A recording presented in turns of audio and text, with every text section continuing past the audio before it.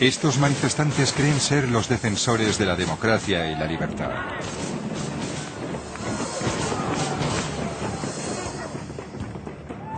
Durante la última década, millones de personas se han unido al movimiento antiglobalización para evitar la propagación del capitalismo global. Todos queremos un mundo mejor, libre de la pobreza y las injusticias, pero con buenas intenciones el mundo no será un lugar mejor. En este documental pretendo explicar por qué creo que el movimiento antiglobalización es ignorante y está peligrosamente equivocado.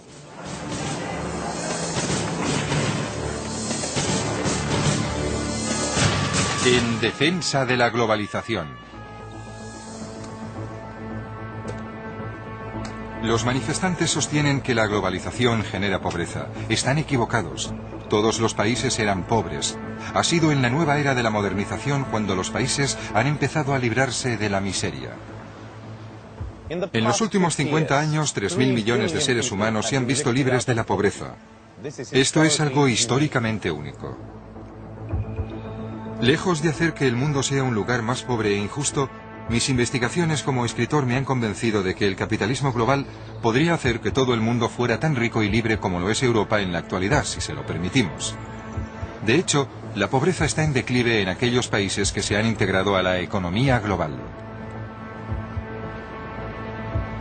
Hace 150 años, mi país, Suecia, era más pobre que la mayoría de los países africanos en la actualidad, y esta bahía era poco más que el vertedero de los excrementos y basura de Estocolmo. Pero aceptamos la globalización, y con ello me refiero a la economía de libre mercado, basada en el derecho a iniciar un negocio y comerciar sin restricciones. Y miren nuestro bienestar actual.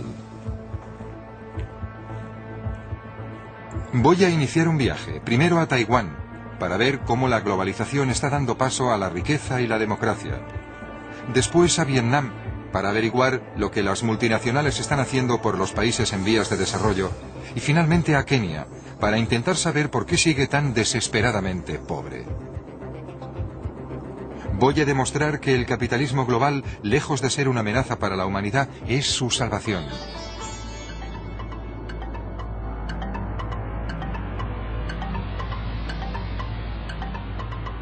Taipei, la capital de Taiwán.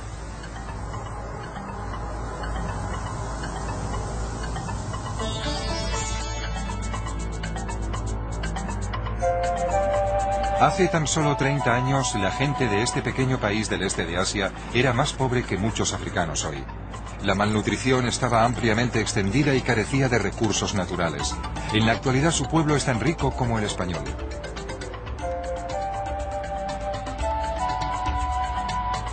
Las pruebas de la riqueza de Taiwán están por todas partes, y cada vez son más. A los 10 años de iniciar la modernización, los índices de pobreza de Taiwán se habían reducido en más de la mitad. En la actualidad, la pobreza absoluta es prácticamente inexistente aquí y los salarios reales son 10 veces más altos que hace 40 años. Este milagro solo pudo ocurrir porque el país aceptó conscientemente el capitalismo global. Pero antes de que un país pueda hacerlo, debe practicar el capitalismo en casa, y el primer paso para ello es la reforma agraria. Si la gente no es dueña de sus tierras, no tiene ningún incentivo para hacerlas más rentables. En la década de los 50, el gobierno taiwanés empezó a comprar tierras a la antigua élite para dársela al pueblo. La productividad se incrementó rápidamente y Taiwán dispuso de provisiones de alimentos, liberando mano de obra para la industria. En otro tiempo esto era una granja rodeada de arrozales. Es donde vivía el señor Wang, y sigue viniendo para jugar al mahjong con sus amigos. El señor Wang es un claro ejemplo de cómo Taiwán se benefició de la reforma agraria. Sus padres eran granjeros pobres hasta que en 1968 el gobierno les dio las tierras. Una vez fueron suyas, el padre del señor Wang consideró que valía la pena construir una pequeña fábrica. En la actualidad el señor Wang es millonario. Convirtió la pequeña fábrica de su padre en una gran fábrica, en la que fabricaba esos juguetes baratos por los que Taiwán fue conocido en los 60. Su viaje desde sus orígenes rurales hasta el bienestar industrial refleja cómo se ha desarrollado Taiwán.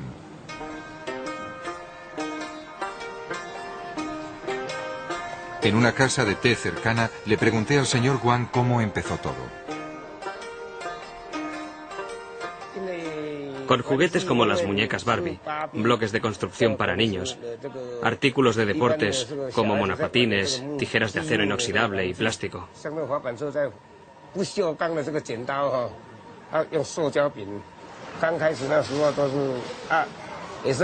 Al principio trabajábamos 24 horas al día en varios turnos.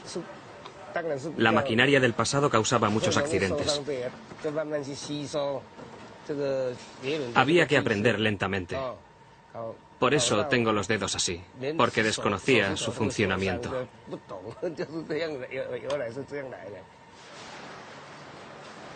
En estas primeras fábricas se explotaba al obrero, pero en esos tiempos todo lo que Taiwán podía ofrecer era mano de obra barata y muchas horas de trabajo. El señor Guan me contó que el fomento del gobierno de la industrialización durante los años 60 animó a sus padres a construir su pequeña fábrica. En esos tiempos, el entonces vicepresidente animaba a la gente a dedicarse a la industria manufacturera diciéndonos: tu casa es una fábrica y tu salón es una fábrica.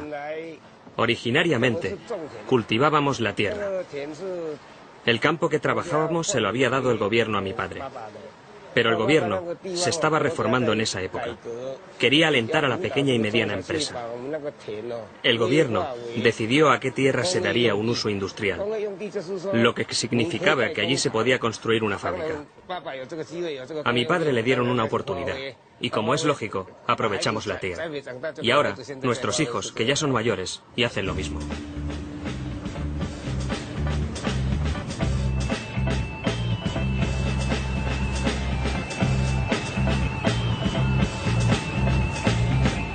La generación del señor Guan le dio a Taiwán fábricas en las que explotaban a los obreros, produciendo productos para los mercados occidentales.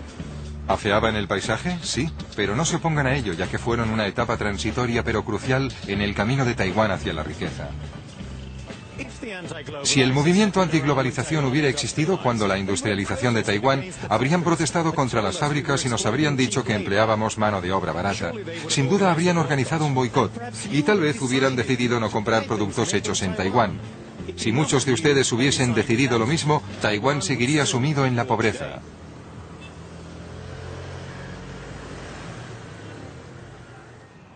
A medida que el señor Guan y su generación fueron triunfando, aparecieron más y más fábricas, lo que significaba un incremento en la demanda de mano de obra. Una vez la industrialización ya era un hecho, la competencia por la mano de obra provocó un aumento en los salarios, por lo que solo podían sobrevivir las empresas más competitivas. Empresas como Acer prosperaron respondiendo a la competitividad con innovación.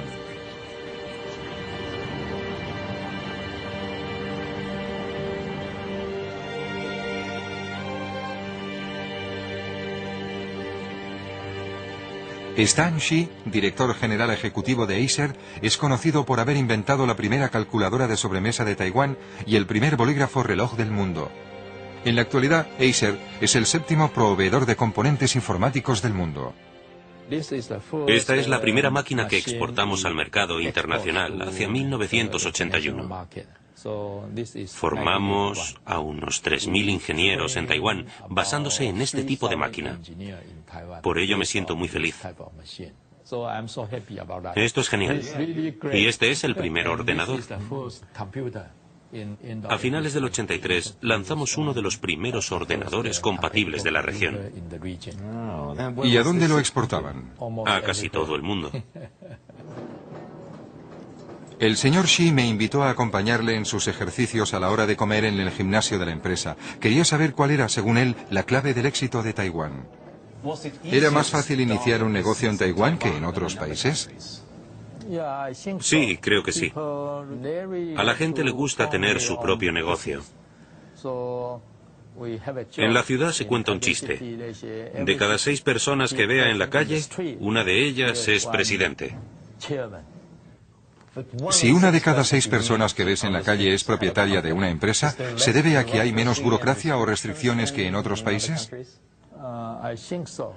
Creo que sí. Las normas gubernamentales son razonables y mucha gente inicia un negocio sin conocerlas todas. Una economía no regulada proporciona las circunstancias ideales en las que Acer continúa prosperando e innovando, mejorando constantemente el nivel de vida de la gente.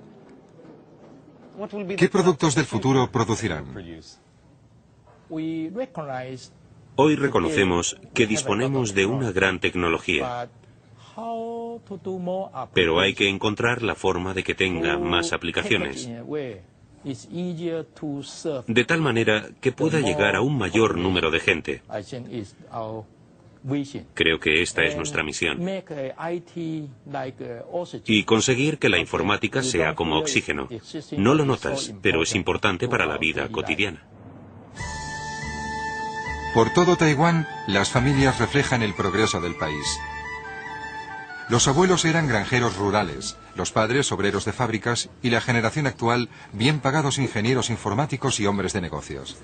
Fuji Chang es informático en la capital y le encantan los coches caros. Pero como muchos hombres de su generación, sus raíces están muy lejos de la ciudad. Juntos fuimos a Taichung, la ciudad en la que pasó su infancia. Mi padre trabajaba en una fábrica. Trabajaba mucho más que nosotros y todos los días estaba agotado. Sudaba mientras trabajaba y siempre estaba muy cansado. Esto se debe a que nuestros niveles educativos son distintos. Mi hermano y yo fuimos a la universidad y yo tengo un máster.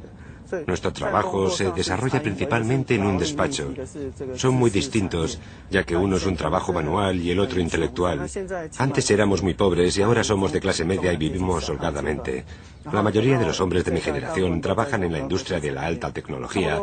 Esto refleja el cambio de Taiwán en los últimos 20 y 30 años. La madre de Fuji sigue trabajando en una fábrica. Pero para su generación fue un paso adelante desde la granja y significaba que los padres podían educar a sus hijos. Una mayor prosperidad también implica un aumento en los beneficios de dicha educación. Mis padres eran agricultores. De joven yo quería estudiar, pero cuando terminé la escuela primaria, mis padres me dijeron que yo era la mayor, por lo que tenía que ganar dinero para la familia. Solía hacer zapatos. Tenía que ganar dinero porque tenía 2 hijos. Fuji y su hermano pequeño tenían que recibir una buena educación. Soy muy feliz con lo que ha conseguido hasta ahora. Es un buen hombre, siempre luchando para mejorar. Es muy bueno conmigo. ¿Cómo podría decirlo? Bien, recientemente se casó y fui a la ciudad de Taipei. Su director general y su adjunto me dijeron que mi hijo era brillante. Sus palabras me hicieron tan feliz que me eché a llorar.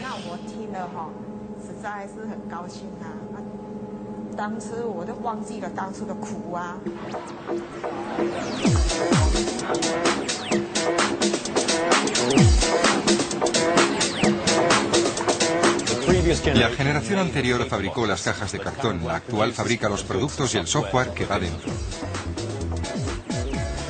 En contraste con los países africanos que intentan ser autosuficientes y producir ellos mismos todo lo que necesitan, Taiwán se ha especializado en los sectores en los que pueden ser superiores e importar el resto.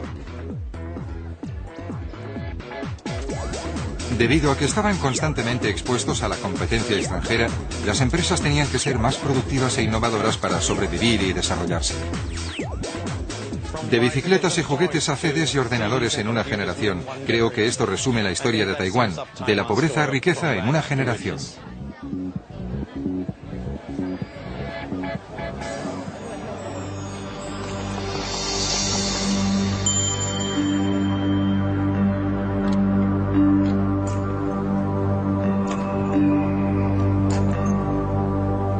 La globalización proporciona riqueza a un país y esa riqueza propicia la aparición de la clase media interesada en la libertad económica y la democracia.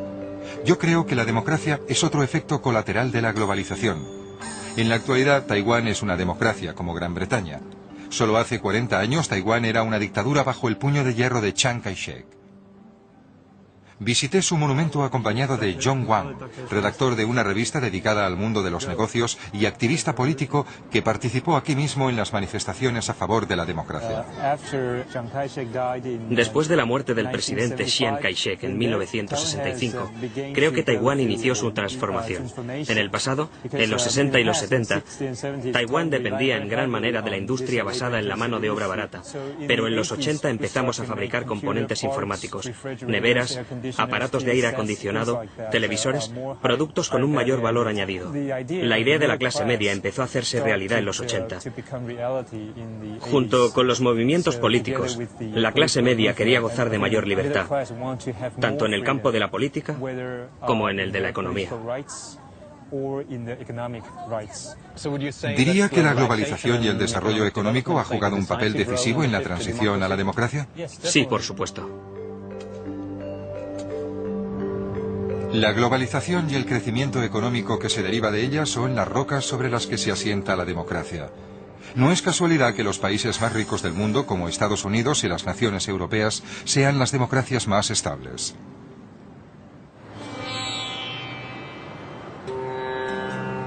Los críticos de la globalización sostienen que este proceso de democratización es en realidad un proceso de americanización. Si la gente de otras culturas quiere beber café en Starbucks o comer en McDonald's, ¿por qué no puede hacerlo? Con demasiada frecuencia queremos que las culturas se mantengan congeladas e intactas para poder tratar a sus países como museos exóticos que visitamos por placer. ¿Pero no deberían tener los mismos derechos que nosotros? Además, McDonald's no es la única opción.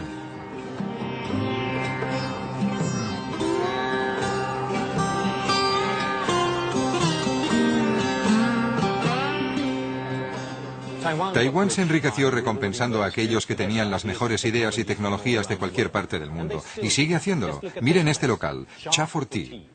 Se adueñaron del último concepto de Starbucks para que su propia tradición nacional de tomar el té fuera popular y moderna. Y su expansión les lleva a abrir nuevas casas de té en Estados Unidos y Japón. La globalización lleva riqueza y libertad a todos, pero el movimiento antiglobalización sostiene que la recompensa solo es para las peligrosamente poderosas multinacionales.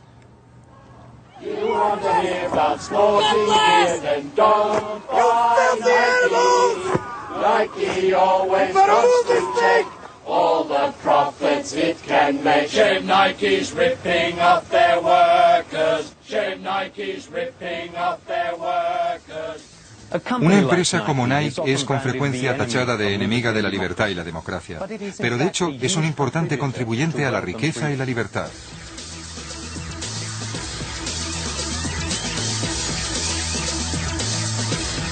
A continuación viajaré a Vietnam para comprobar si Nike hace lo correcto.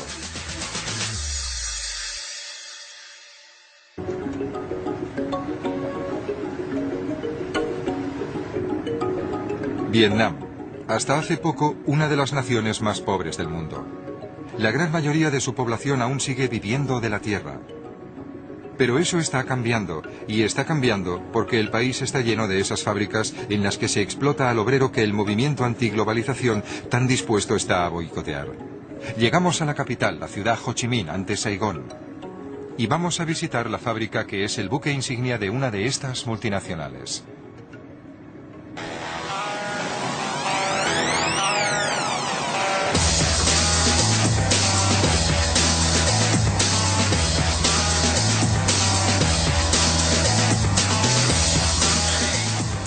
Digan Nike a un militante de la antiglobalización y dirá explotación del obrero. Claro que yo no querría trabajar en una de estas fábricas, pero nunca he dicho que la globalización sea un camino de rosas. Lo que la globalización hace es producir beneficios a largo plazo que los manifestantes siguen ignorando.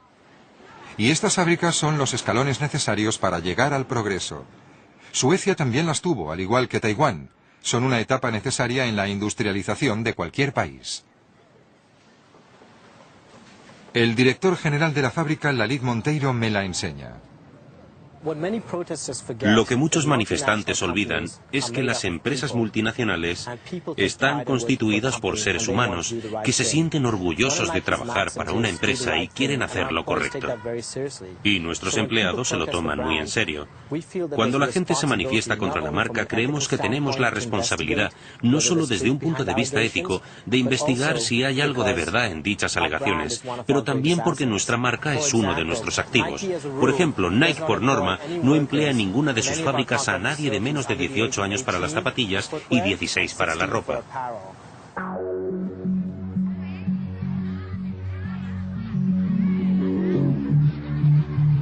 Vietnam prohibió el trabajo de los niños en 1988, pero la economía seguía siendo débil y los padres dependían del trabajo de sus hijos para sobrevivir. Pero ahora el número de niños vietnamitas que trabajan ha descendido en 2.200.000 en solo 10 años. Ahora la gente puede permitirse darles una educación y hay más niños vietnamitas estudiando que nunca. La idea de que las multinacionales contratan hordas de niños para esclavizarlos en sus fábricas es un mito de otra época. No hay ningún incentivo para que una empresa extranjera contrate a niños. En primer lugar, no sería correcto, y en segundo lugar, si se encuentra un obrero con identificación falsa en una fábrica, exigimos a la fábrica que le pague al niño los estudios sin dejar de abonarle su sueldo. La media de edad de los obreros de las fábricas de las empresas subcontratadas es de unos 24 o 25 años. Supongo que trabajarán aquí por unos salarios muy bajos. ¿No es esa una forma de explotar una mano de obra barata en un país pobre, como dirían muchos de los críticos? El salario medio es de unos 45 euros al mes, comparado con el salario mínimo de 14 o 15 euros al mes en una empresa estatal. Además, si se compara con el sueldo de un médico o un maestro, no son tan bajos.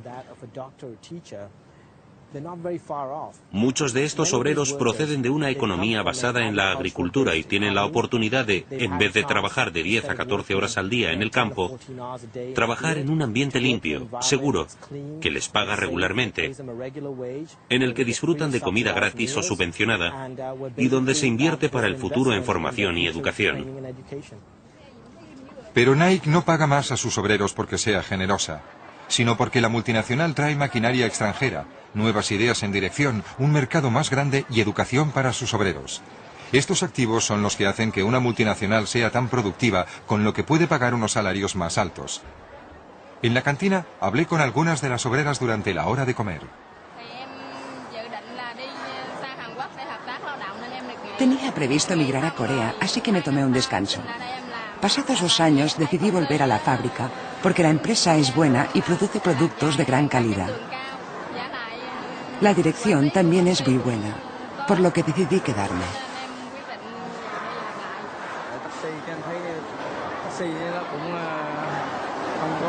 Yo era taxista, pero pasado un tiempo no ganaba mucho. Por ello decidí volver y trabajar aquí. Mi esposa trabaja en el departamento de corte y su salario es más alto que el mío. De hecho, Chi gana 3 veces más que su marido porque ocupa el puesto de encargada. Más tarde fui a visitar a Chi a su casa.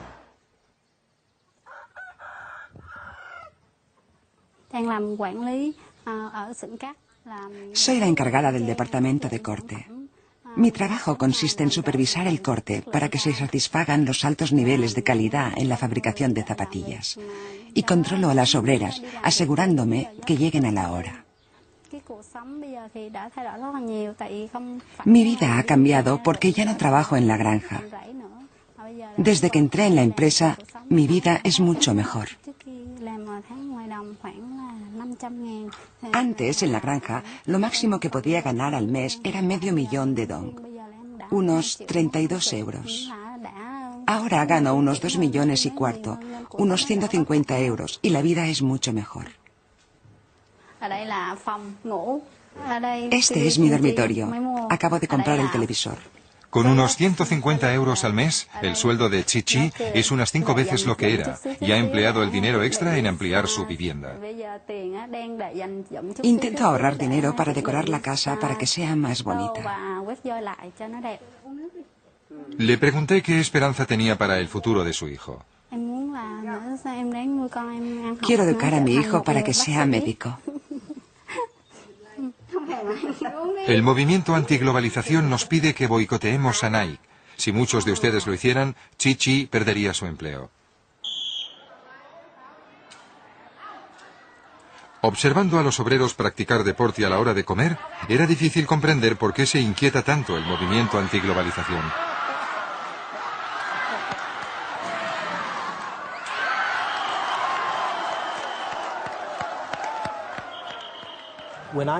Cuando me reúno con la comunidad local siempre me hacen dos preguntas. Una es, ¿cuándo van a abrir nuevas fábricas para así tener más puestos de trabajo? Y la otra, ¿podría proporcionarle a un pariente, a un amigo, un empleo en una de sus fábricas? En Vietnam hay una gran demanda de estos empleos, y lo que vemos ahora es a obreros de otras zonas del país emigrando al sur para conseguir empleos como estos. Yo no era el único que estaba visitando la fábrica. Mientras yo hablaba con Lalit, el señor Kiet, propietario de una pequeña fábrica local, también la visitaba. Doris Bungak, Relaciones Públicas, se la estaba mostrando. Este es un mini parque. Lo creamos para nuestros obreros. ¿No piensan utilizar el terreno para ampliar la fábrica? No, no. Es para que nuestros obreros se queden y se relajen durante sus descansos. Esto es una forma de expresar nuestra gratitud a nuestros obreros. Entiendo. Otra de las cosas que intentamos hacer es abrir nuestras puertas a los visitantes para que vean por sí mismos lo que hemos estado haciendo. El año pasado las fábricas subcontratadas en Vietnam recibieron unas 1000 visitas. Y entre ellas se incluían estudiantes universitarios, diplomáticos, miembros de organizaciones no gubernamentales y empresarios. Así que viene un amplio abanico de gente a visitar todas nuestras fábricas intentando comprender qué hacemos, aprender de nosotros y entender los desafíos a los que nos enfrentamos como marca global. Señor Kiet, esta es nuestra clase de innovación. Aquí ofrecemos formación laboral para los futuros técnicos medios vietnamitas. ¿Cuánto dura un curso? Un curso dura 3 meses. Entiendo. Sí, 3 meses.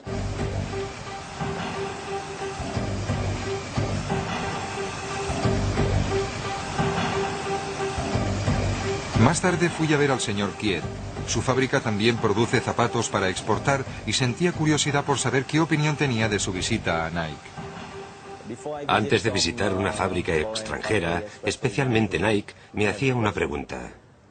¿Por qué las fábricas extranjeras trabajan bien y pueden ofrecer mucho más? Bien, son mejores, pero ¿por qué son mejores que nosotros? Después de visitar Nike, sé la respuesta. La dirección de las fábricas Nike sabe cómo hacer feliz al obrero.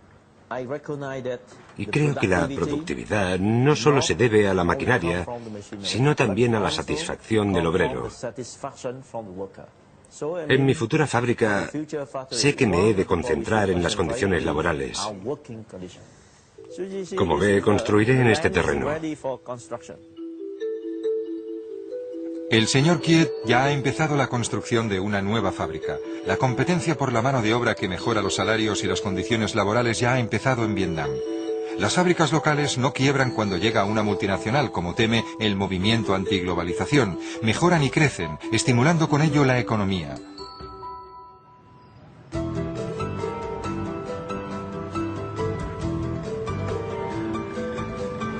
Y Nike beneficia a la comunidad de muchas otras formas. Hace tan solo un par de años no había nada en la carretera que rodea la fábrica Nike.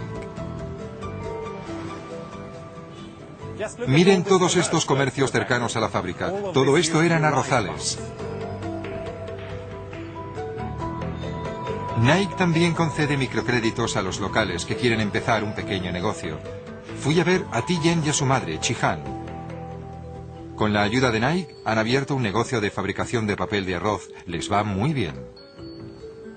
Es posible que debido a los manifestantes, Nike vaya con mayor cuidado que la mayoría de las multinacionales. Pero por regla general, las multinacionales estadounidenses pagan 8 veces más que el salario medio de los países menos desarrollados. Algunos críticos pueden decir, sí, bien, tal vez la presencia de Nike y las inversiones extranjeras puedan crear desarrollo económico a corto plazo. Pero los salarios se incrementarán y llegará el punto en que se irán a otros países con salarios bajos, como China. ¿Y qué ocurrirá entonces en Vietnam? Yo les diría a los críticos un par de cosas. La primera, que Nike lleva más de 20 años en países como Tailandia e Indonesia. Los salarios en esos países, en Tailandia por ejemplo, son el doble que en Vietnam. Lo que ocurre es que con el tiempo, la productividad se va incrementando. Y resulta que los obreros producen más a medida que suben los salarios. Esperamos que lo mismo ocurra en Vietnam, que los salarios suban, pero también seguir aquí mucho tiempo.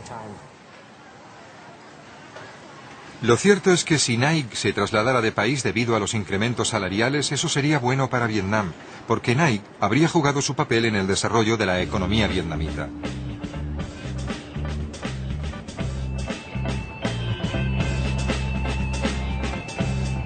El movimiento antiglobalización tiene visiones espeluznantes de vastas multinacionales gobernando el mundo a despecho de lo que la gente piense o quiera. Pero lo grande es hermoso. Lo que debemos temer no es al tamaño, sino al monopolio.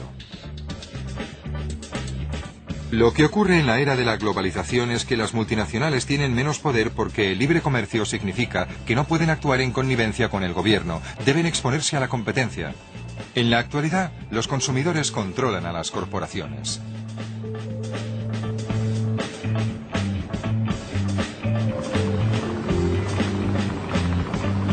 Y son las odiadas corporaciones multinacionales y sus fábricas de explotación laboral las que ayudan a Vietnam a enriquecerse. En solo 15 años, la economía vietnamita se ha duplicado y el número de gente que vive en absoluta pobreza es de la mitad.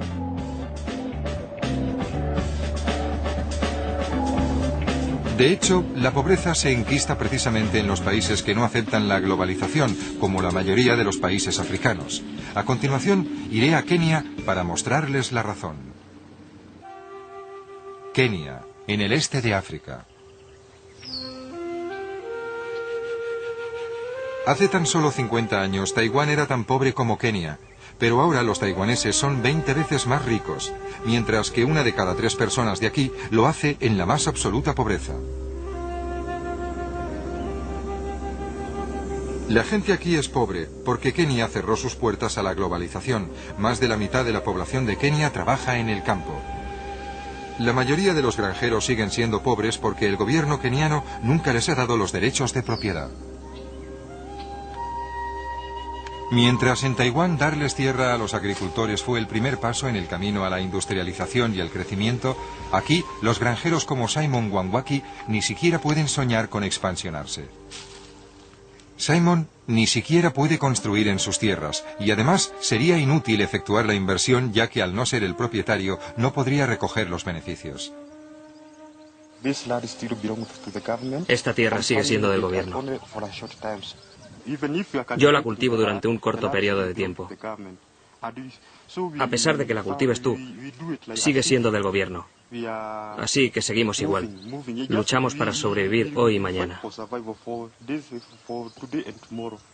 ¿Nunca tendrá los derechos de propiedad? Nunca consigues los derechos de propiedad, nunca. ¿Cómo cree que cambiaría la agricultura en Kenia si todos tuvieran derechos de propiedad?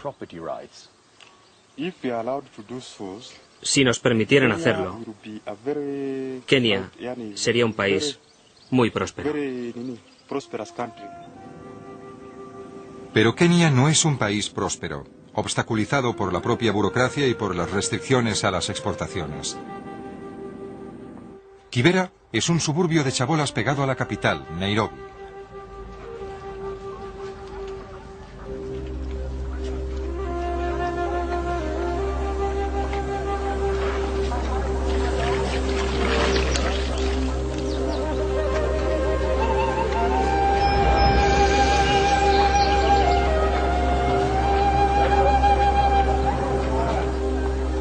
Aquí, casi 1 millón de personas se hacinan sin agua corriente, alcantarillas ni electricidad.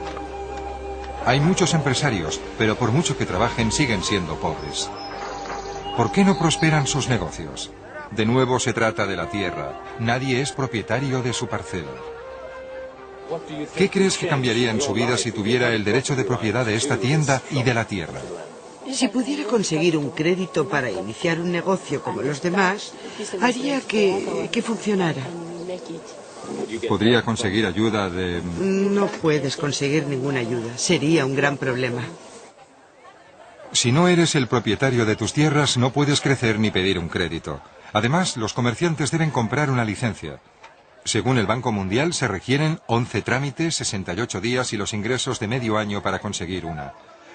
No es de sorprender que la mitad de los kenianos trabajen en el mercado negro. Lo que ello demuestra es que Kenia no puede crecer.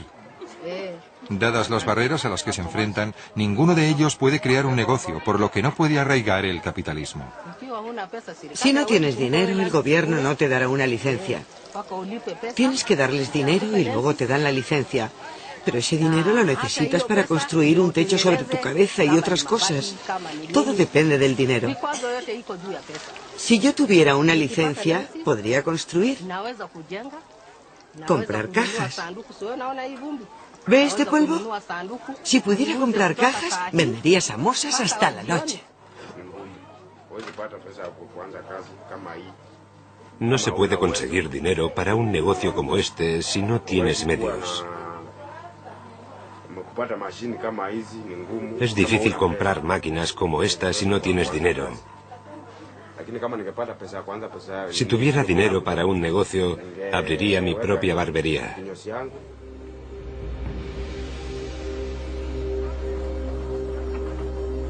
¿El problema es la falta de acceso a agua potable?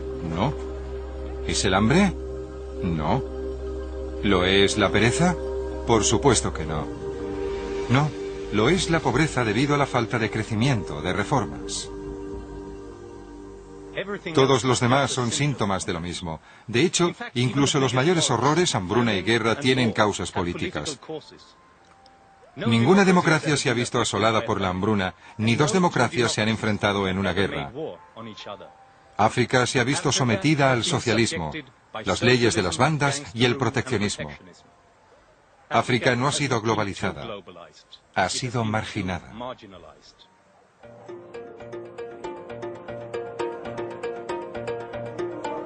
La opresión y los políticos corruptos han cercenado sistemáticamente el potencial de Kenia.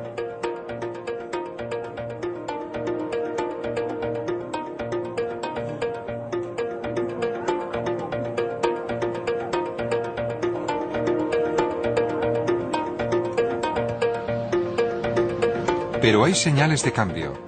En diciembre de 2002 fue elegido un nuevo presidente, librándose del corrupto régimen del presidente Daniel Arap Moi. El nuevo gobierno ha creado nuevas esperanzas y el sentir del país es boyante. June Aruña, de 21 años y estudiante de económicas, se muestra apasionada e idealista sobre el potencial de crecimiento de su país.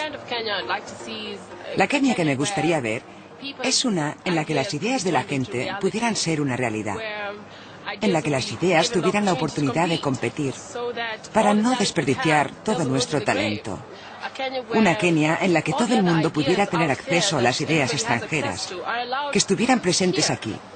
Una Kenia en la que si eres Bill Gates y creas Windows, puedes llegar a ser multimillonario.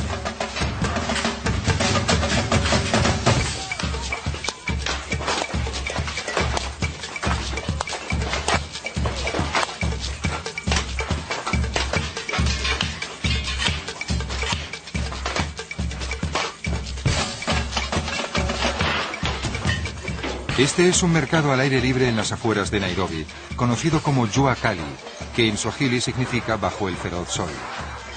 Toda clase de productos, desde ollas y sartenes hasta tapacubos, baúles y juguetes, son fabricados con chatarra. Es evidente que la gente tiene tanto talento, está tan motivada y es tan trabajadora como los taiwaneses o los vietnamitas. Pero, ¿qué multinacional querría montar un negocio y contratar a esta gente en un ambiente empresarial tan hostil? Estos negocios están condenados a seguir siendo ilegales y a pequeña escala. Por ahora, el sueño de June de Kenia sigue siendo una utopía.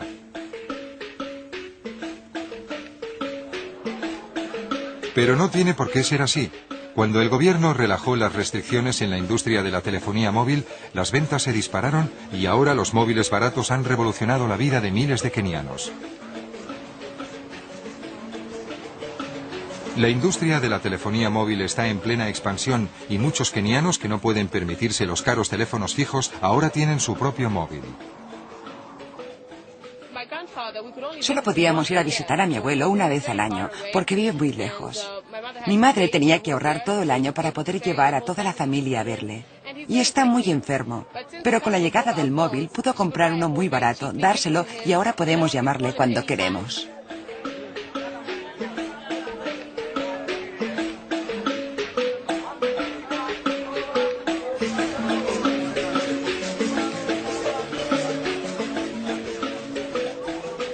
June me llevó a un vasto mercado de ropa de segunda mano en Nairobi.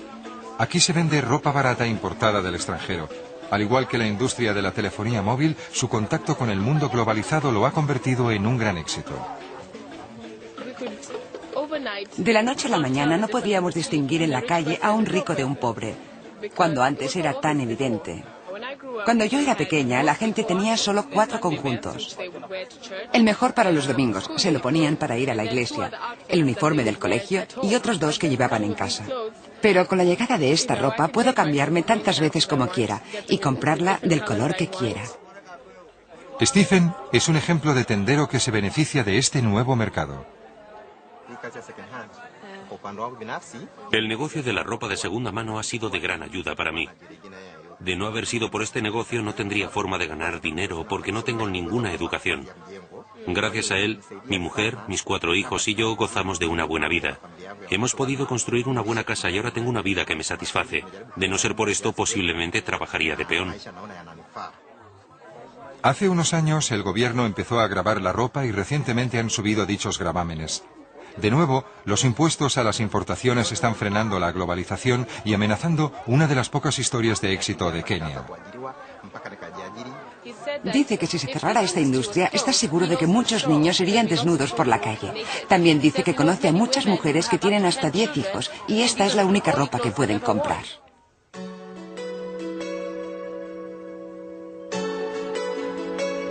Aun en el caso de que Kenia se deshiciera de todas sus restricciones, seguiría existiendo una gran barrera a la prosperidad que la globalización podría proporcionarle. Los países ricos han impuesto elevados impuestos a casi todos los productos agrícolas que Kenia podría exportarles, con la excepción de algunas verduras y flores. En el caso de las flores, la Unión Europea acordó mantener bajos los gravámenes a la importación de flores de Kenia.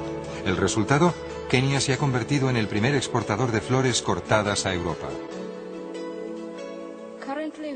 Actualmente las vendemos principalmente a la Unión Europea, es decir, Holanda, Alemania, Suecia, Suiza y también al Reino Unido. También vendemos a los Emiratos Árabes y a Estados Unidos. Jane es la directora de exportaciones. Le pregunté qué pasaría si la Unión Europea dejara de aplicar tarifas muy bajas a la industria de las flores. Significaría que los cultivadores desaparecerían. Sería un desastre para la industria, porque ahora los márgenes de beneficio son muy pequeños y esos márgenes los conseguimos gracias a los bajos gravámenes. Eso significaría que si se subieran los impuestos, los cultivadores tendrían que cerrar y el impacto social sería terrible. La Unión Europea redujo los impuestos sobre las flores. ¿Qué ocurriría si redujeran o abolieran los impuestos sobre los otros productos y permitieran su entrada en la Unión Europea? Eso le iría muy bien a la economía de Kenia.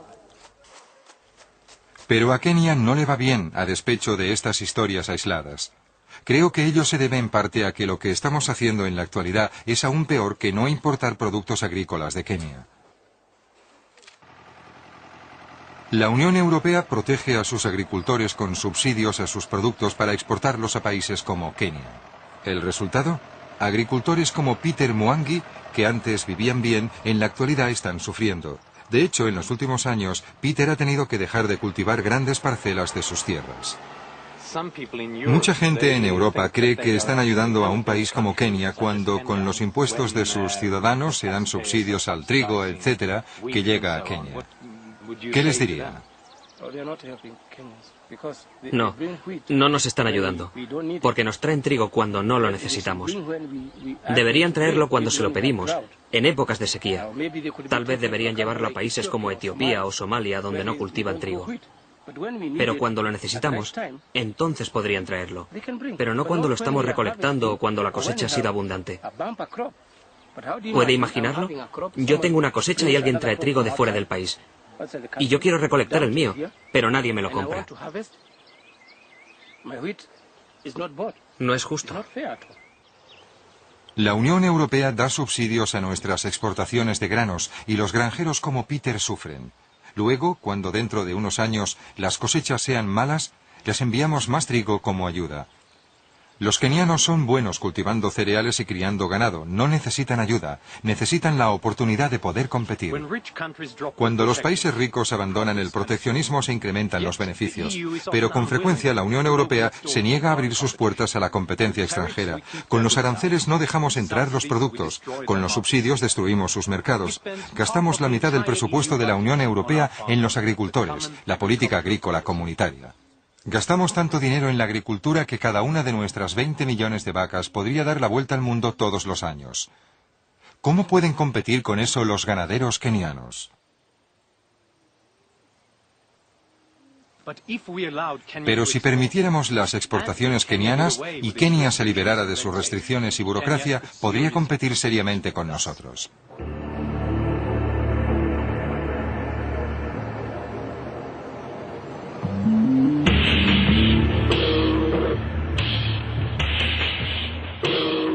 No es que en Occidente intentemos engañar a los países pobres con el capitalismo global. El problema es que no los dejamos participar de él.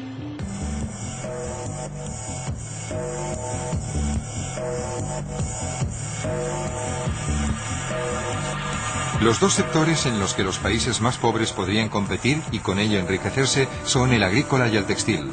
Pero estos son precisamente los sectores en los que los países ricos se niegan a comerciar libremente.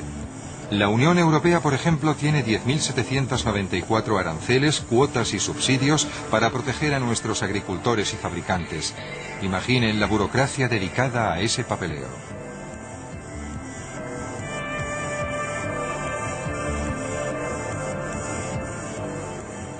Hace tiempo nosotros nos libramos de la pobreza porque nos globalizamos, producíamos y comerciábamos libremente.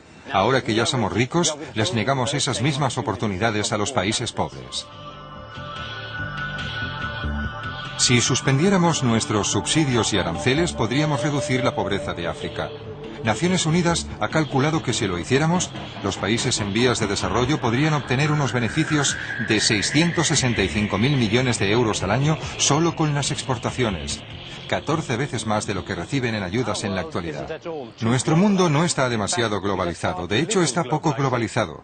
Donde quiera que se hayan abierto las puertas hemos visto resultados asombrosos.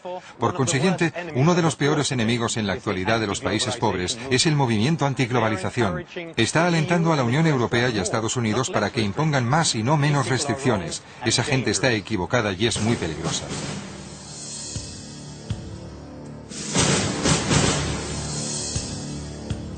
En la actualidad, los países más ricos del mundo intentan llegar a un acuerdo para reducir el proteccionismo.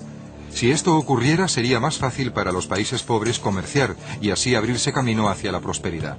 Pero el movimiento antiglobalización, por muy buenas que sean sus intenciones, ha dado a nuestros gobiernos una excusa para no seguir adelante con las reformas. Hoy, todos tenemos que tomar una decisión. ¿Exigimos a nuestros gobiernos que tomen medidas contra la globalización o nos manifestamos contra las barreras a la globalización que aún siguen existiendo? La pobreza del mundo no es inevitable. El capitalismo global podría poner fin a dicha pobreza. Así lo ha demostrado donde ha tenido oportunidad, en Europa, en Norteamérica y en el este de Asia. El tema a debatir en cuanto a la globalización es si los excluidos del mundo van a tener la misma oportunidad.